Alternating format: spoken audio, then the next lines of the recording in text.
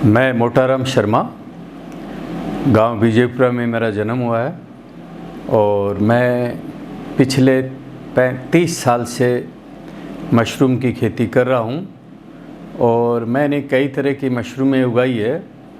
जैसे मैंने आज से 30 साल पहले ऑयस्टर मशरूम का चालू किया था, उसके बाद मैंने बटन मशरूम की, उसके बाद मैंने मिल्की मशरूम का काम किया और धीरे धीरे जैसे हॉरिशियम है, ब्लैक ऑयस्टर है, ग्रे ऑयस्टर है, काला कन चपड़ा है, सिटाके है, फ्लेविना है, येलो ऑयस्टर है।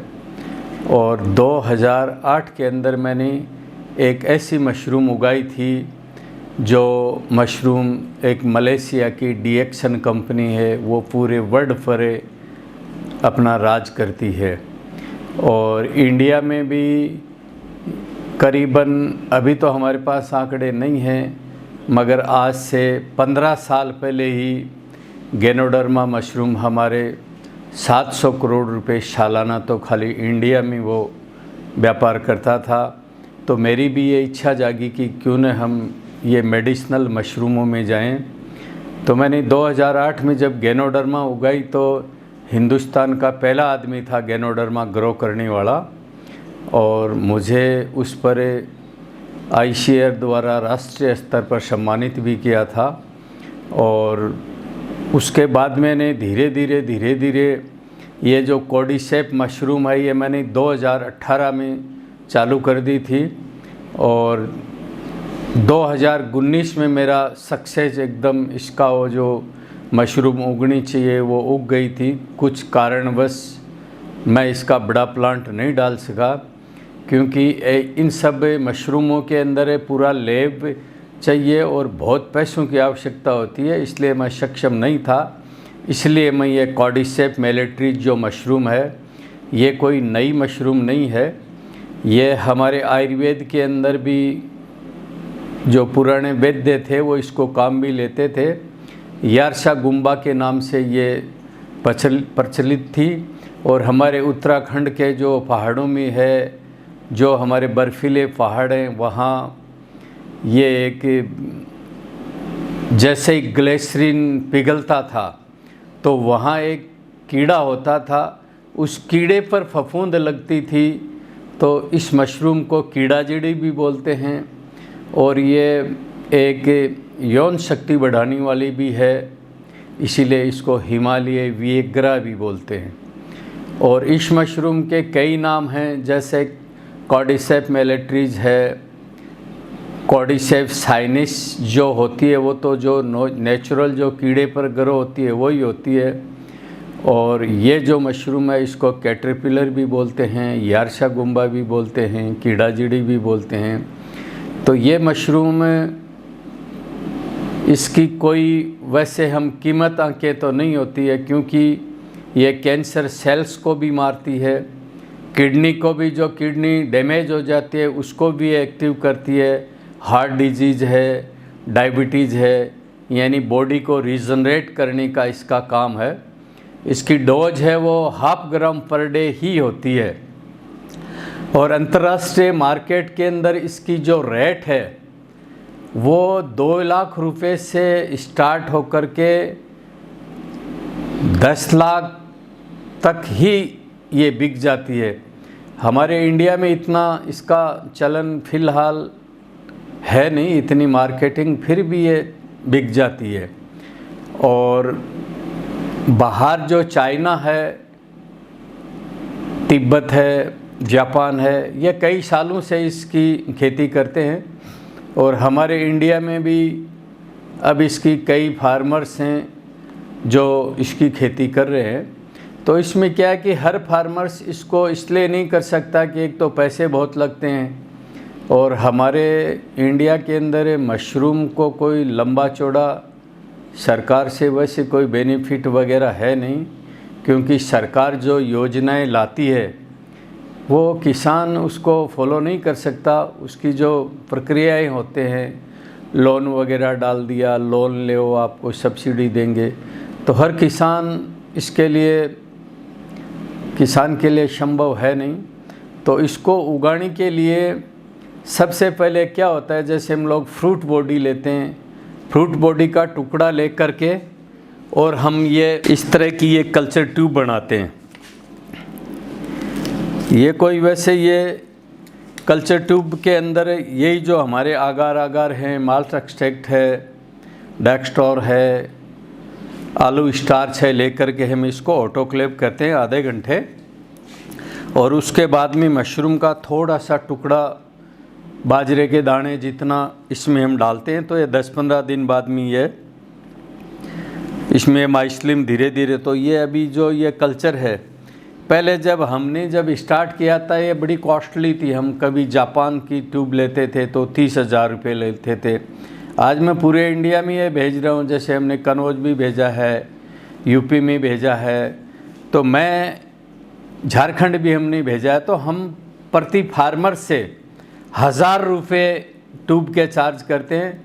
हमने कोई ये नहीं रहा कि भाई इससे हम बहुत ज़्यादा पैसे कमाएं। कोई भी फार्मर्स इसको छोटा लेब लगा करके, कम से कम 3-4 कमरे की रिक्वायरमेंट होती है और वो आसानी से कर सकता है। उसके बाद में क्या करते हैं कि हमें, जैसे हम ब्राउन राइस लेते हैं, ब्राउन राइस में हमें अच्छे राइस लेने पड़ते हैं। उसमें जैसे ये डिब्बी है, इसमें हमने ब्राउन राइस लिए हैं 30 ग्राम, और एक इसका जो ये तो हो गया, इसका बेस हो गया, सबस्ट्रेट जिसको बोलते हैं। और इसके अंदर जो लिक्विड लेते हैं हम, उसके अंदर क्या येस्ट एक्सट्रैक्ट है, मैग्नीशियम है, ग्लूकोज है, न्यूरोकाइन ओडी है, ऐसे करके जो हाई प्रोटीन वाली चीज़ें होते हैं वो एक घोल बनाते हैं। और उसमें भी हम आलू का स्टार्च लेते हैं और इसमें 70 ग्राम हम वो जो लिक्विड डाल करके और इसको हम 40 मिनट या 30 मिनट के लिए ऑटोक्लेव करते हैं 120 डिग्री टेम्परेचर पर। और उसको हम फिर जो लिक्विड स्पान इसका होता है, उसका लिक्विड स्पान को बनने में 3-4 लग जाते हैं और कांच के कॉनिकल फ्लासों में बनता है। और उसके बाद हम इसमें 5 ml प्रति डिब्बे के अंदर इसका जो स्पान जो होता है, जो लिक्विड स्पान, वो डालते हैं। और 10 दिन के लिए हम इसको इस तरह के अंधेरे के रूम में ही रखते हैं। और इसका जो टेम्परेचर होता है वो हम 16 से 20 तक हम रख सकते हैं इसका। वैसे कोई इसमें नहीं है भाई इसकी, तो इसमें हमें क्या, ये लैब का ही एक पार्ट हो गया।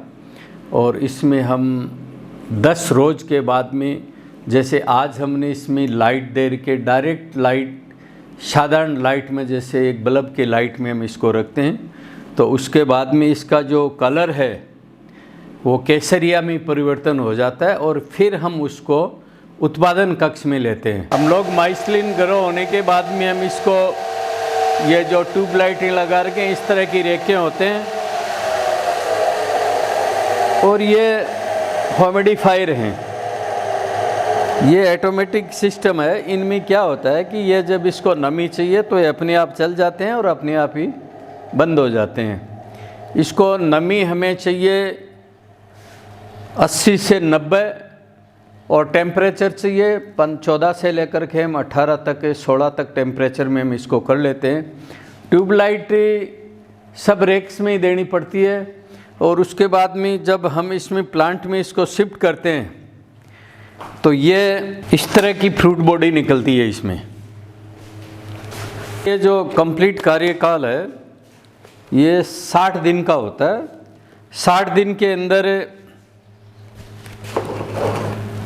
इसको हम तुड़ाई कर लेते हैं। 60 दिन के बाद हम इसको जब तुड़ाई करते हैं तो इसको हम जैसे ओवन में ही सुखा सकते हैं, डायरेक्ट ऐसे नहीं है कि भाई हमने कहाँ धूप में डाल दी, कोर ली। तो हमारे पास 2 तरह के कल्चर हैं। एक कल्चर है हमारे पास जापान का है, और एक कल्चर हमारे जो इंडिया का जो नेचुरल, जो उत्तराखंड में जो कीड़ा जड़ी होता है उसका हम लेते हैं। और ये बहुत सारे मैंने कैंसर पेशेंट को भी मैं देता हूँ, जो किडनी डैमेज हो जाते हैं उनको भी देता हूँ। ये बहुत बढ़िया तरीके से काम करती है, क्योंकि ये कोई नई चीज़ नहीं है। हमारे जो आयुर्वेद ग्रंथ हैं उसमें इसका अच्छी तरह से लेख है पहले हमारे उत्तराखंड के अंदर बहुत सारे ऐसे, हमारे इंडिया में कई जगह हैं जो बर्फीले पहाड़ हैं, वहाँ ये हमारे किसानों का रोज़गार का साधन भी है। वो जैसे पहले क्या होता था कि उत्तराखंड से चोरी छुपे थ्रू नेपाल ये चाइना जाती थी, और चाइना वाले इसका जो एक्सट्रैक्ट निकाल करके जो वेस्टेज होता था वो भी इसका खूब कॉस्टली था। तो कई जो बड़ी कंपनियां आयुर्वेद की वो इसकी मंगाती थी और उसके कैप्सूल फॉर्म में इसको काम में लेती हैं। तो मैं कहूँगा कि हमारे जो इंडिया के किसान हैं वो सारे मेहनती हैं, ऐसी बात नहीं है। तो ये एक ऐसी है कि ये कम पानी, इसमें कोई पानी देने की आवश्यकता नहीं है। ये इसमें पूरे दिन में 10 लीटर पानी लगता है पूरे रूम में, और ये भी क्या ह्यूमिडिफायर द्वारा जब नमी चाहिए इसको, तो नमी मेंटेन ये ऑटोमेटिकली करते हैं। क्योंकि इसके अंदर हम लोग वैसा नहीं है कि हम भाई वो कोई बहुत बड़ा स्प्रे करके कर दें। तो ये ऑटोमेटिकली सबसे कम पानी की फसल है, तो कोई भी किसान इसे कर सकता है। कल्चर मुझसे भी ले सकता है, अगर सीखने आना चाहे तो वो सीख सकता है। मार्केटिंग इसकी इतनी, क्योंकि ये तो किसान का आइटम हो गया ना, तो किसान को तो लोग सब ये समझते हैं भाई हम इसको कितना ठग लें। इसमें एक्सपर्ट और बहुत होशियार किसान चाहिए। आम किसान इसकी सेल नहीं कर सकता है। अगर उगा भी लेता है तो क्या बड़े लोग किसान को खाते आए हैं, ये हमेशा से होता आया है। और आने वाला जो कल है वो किसान का ही रहेगा, क्योंकि खेती पर ही सारी जितनी जो हमारे इंडिया के अंदर कोई इंडस्ट्री है या कोई व्यापार है तो खेती पर ही निर्भर करता है। तो आजकल हमारे युवा बच्चे हैं वो खेती से दूर हो रहे हैं, और क्योंकि उसका मेन कारण है एजुकेशन। क्योंकि एजुकेशन और सब नौकरी की तरफ जाते हैं। आज सपोज करो, मैं मेरे किसान भाइयों से कहूँगा, जो भी हिंदुस्तान के जो किसान नहीं भी है, युवा जो हमारे स्टूडेंट्स हैं, तो मैं ये कहता हूँ कि नौकरी नहीं करके और कृषि के क्षेत्र में, क्योंकि ये बहुत बड़ा क्षेत्र है और ये खाली पड़ा है, तो इसमें अपने तकदीर को आजमाए। मैं तो ये कहूँगा, नौकरी में क्या होता है कि हमारे पहले बुजुर्ग कहते थे कि नौकरी करने वाला की जड़ होती है वो झावली में होती है। तो क्योंकि वो कितनी जड़ें कहाँ जा सकती है, किसी गमले के अंदर हम किसी पौधे को लगाएंगे तो उसकी जड़ें गमले तक ही सीमित रहती है। अगर हम डायरेक्ट उसको धरती पर लगाएं तो उसकी जड़ों का कोई पार नहीं है, कितनी लंबी चले जाए। इसीलिए ये व्यापार है, खेती उसको व्यापार का रूप दे करके करें, और वो अपनी जो हमारे युवा बच्चे हैं वो जड़ें मजबूत करें। नौकरी में 20,000, 30,000, 40,000 वो नहीं मिल सकता, उससे ज़्यादा।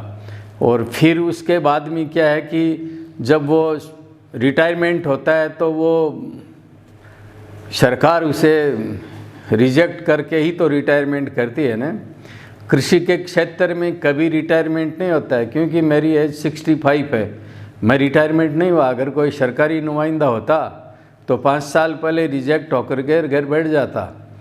तो मैं सारे युवाओं से कहूँगा कि ये मशरूम के क्षेत्र में आएँ और अपनी भाग्य को ही नहीं आजमाएं, मगर देश को स्वस्थ करने में भी मदद करे। क्योंकि मशरूम बहुत सारे रोगों में काम करती है, जैसे सारी मशरूमें ही हैं, जैसे ऑयस्टर है, बटन है, मिल्की है, हॉरिसियम है, गैनोडर्मा है, सिटाके है। तो आज जो हम हर चीज़ के साथ हम जहर खा रहे हैं, जैसे पेस्टिसाइड हम जहरी बोलेंगे उसको, तो उस जहर से हमारे शरीर के अंदर पॉलीसेक्राइड्स की कमी होती है। पॉलीसेक्राइड्स की कमी होने का कारण ही जो अनावश्यक सेल्स बन जाते हैं बॉडी में, वो शरीर मार नहीं सकता है। इसीलिए उसे कैंसर का रूप दिया है। कैंसर कोई बीमारी नहीं है, विटामिन B17 की या पॉलीसेक्राइड्स की पूर्ति करो, क्योंकि पॉलीसेक्राइड्स ही कैंसर का एंटीवायरस है। तो हम मशरूम से खाली पैसे ही नहीं कमा सकते हैं, बहुत लोगों को ठीक भी कर सकते हैं। और आज के युवा, इतनी हमारे देश की आबादी है कि हम लोग इतनी सरकारी नौकरियां कहाँ लगेगी। तो मैं हर युवा बच्चे से यही कहूँगा कि नौकरी नहीं, नौकर रखो। जैसे मैंने कई लोगों को काम दे रखा है, तो सरकारी नौकरी नहीं, नौकरी दो आप।